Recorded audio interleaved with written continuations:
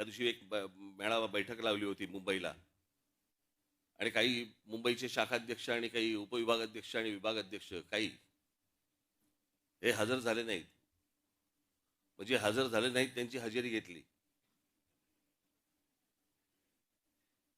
आणि मग प्रत्येकाला विचारलं. मग काय काय कारण एक एक घरचे हे आजारी होते, ते होतं, ते होतं काहीतरी. बघ त्यातल्या 5-6 जणांनी सांगितलं, साहेब कुंभला गेलो होतो. म्हटलं गधड्यानो करता कशाला पाप.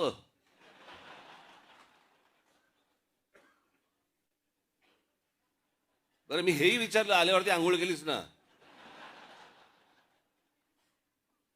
हे आमच्या बाळा नांदगावकर इथे त्या ह्याच्यातनं घेऊन आले, काय ते छोट्याशा कमंडलूमधनं पाणी घेऊन आले. म्हटलं हड, म्हटलं मी नाही पिणार.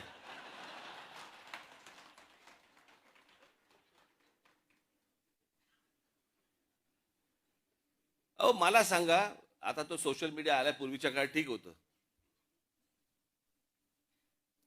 मी त्या सोशल मीडियावरती बघतोय माणसं तिथे आलेल्या बाया बिया हसतायत.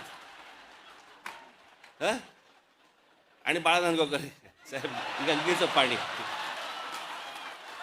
कोण पिईल ते पाणी. चला आत्ताच करोना गेलाय, कोणाला त्याच्याशी काही देणं घेणं नाही. 2 वर्ष झाले तोंडाला फडकी बांधून फिरले आणि तिकडे जाऊन जाऊन आंघोळ करतायत.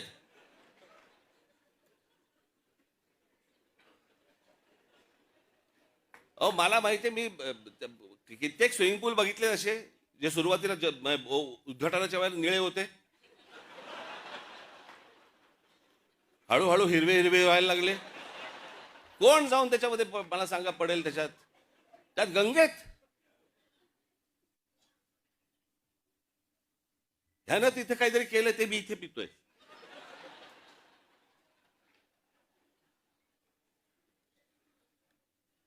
श्रद्धेला पण काय अर्थ आहे की नाही. एक नदी या देशामधली स्वच्छ नाहीये, एक नदी.